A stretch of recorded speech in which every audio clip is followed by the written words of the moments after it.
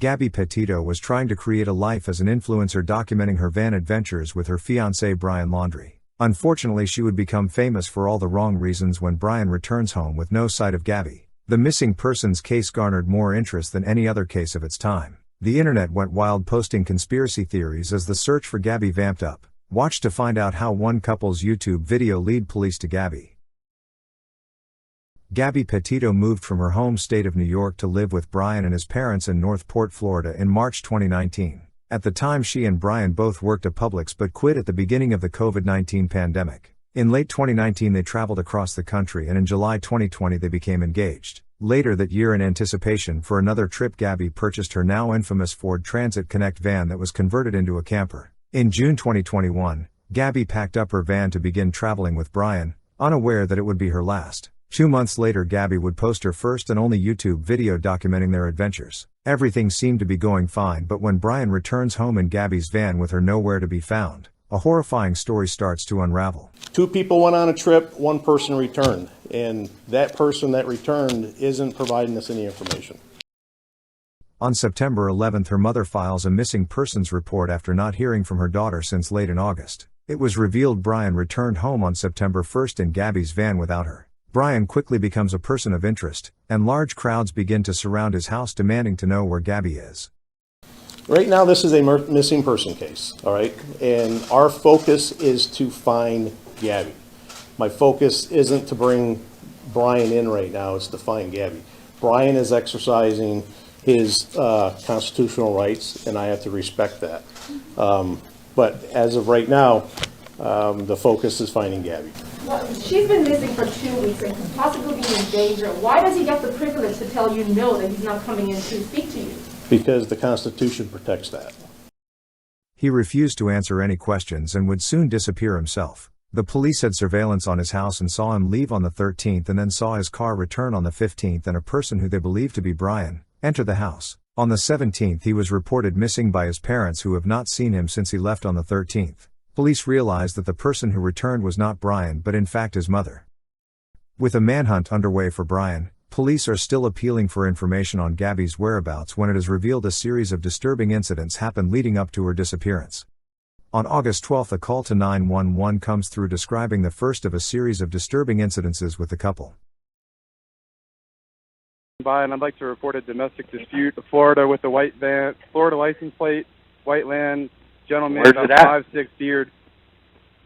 They just drove off. They're going down Main Street. They made a right onto Main Street from Moonflower. Or what were they doing? Cooperative, but we drove by and the gentleman was slapping the girl. He was slapping her? Yes, and then we stopped. They ran up and down the sidewalk. He proceeded to hit her, hopped in the car, and they drove off. Okay, you said it's a white van? Police catch up to the white van and the encounter is caught on camera. Driver is showing some obscure driving, possibly intoxicated.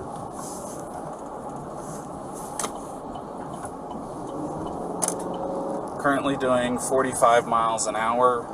Zone through here is 25. Oh! Subject just hit the curb. What's going on? How come you're crying? I'm sorry, we've just been fighting this morning. Some personal issues. It was a long day. We were camping yesterday, and camping got flies and stuff. I'm sorry I hit the bump there. I was distracting him from driving. I'm sorry. Can I get you to step out of the vehicle for me, ma'am? Yeah. Just hang tight. Mail that was on the passenger seat separated from the mail. Keys are on the hood. You want to tell me what's going on? Yeah, I don't know. It's just some days I have really bad OCD, and okay. I was just cleaning and straightening up the back of the van before, and I was apologizing to him and saying, I'm sorry that I'm so mean, because sometimes I have OCD and sometimes I just get really frustrated. Not like mean towards him. I just I guess my vibe is like I hear him be like in a bad mood. And I was just saying, I'm sorry if I'm in a bad mood. I've just been really stressed. I had so much work I was doing on my computer this morning. What do you do for a living? Well, I used to work at an organic juice bar, but I just quit my job. Okay. I was a nutritionist. That's my That's job. cool. And I just quit my job to travel across the country. And I'm trying to start a blog just have a lot of stuff. So I've been building my website, so I've just been really stressed, and he doesn't really believe that I could do any of it, so that's kind of been like a, I don't know, he's like a downer. I don't know, we've just been fighting all morning, and he wouldn't let me in the car before. And then Why wouldn't he let you in the car? Because of your OCD? He told me I needed to calm down. Yeah. But I'm perfectly calm. I'm calm all the time. And he really stresses me out. And this is a rough morning. Well, I locked the car and I walked away from her. What happened this morning is that she's trying to start up like her own little website blog and everything. So I give her time.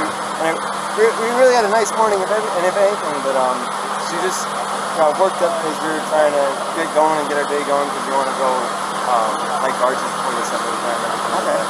You want to tell me about those scratches on your face? She had a cell phone in her hand. That's why I was pushing her away, because she wanted. I locked the keys so I could walk away. I said, let's just take a breather and let's not, go anywhere. Let's just calm down for a minute because she was getting a little worked up. And then she had her phone and was trying to get the keys from me, so I got away. I was just trying to. I know I shouldn't push, but I was just trying to push her away to go. Let's just take a minute, step back, and breathe. And she got me with her phone. Can I see your hand? Oh, you got a mark right here. Oh, that's from a wire. That's from a wire? Yeah. You want to tell me about hitting that curb? Hitting the curb was her grabbing the wheel. She grabbed the wheel? Yeah. She said, I can't believe we're getting pulled over, and then she grabbed the wheel.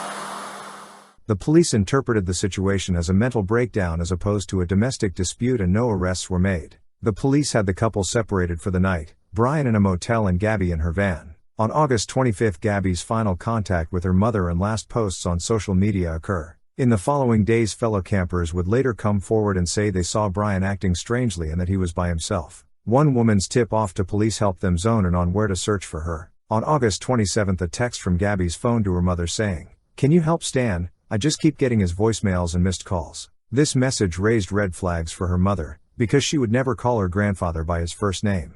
With Gabby and Brian now both missing, the internet goes wild with theories. With the police pleading for leads, one couple who have their own YouTube channel did recall seeing the white van and actually had it on camera.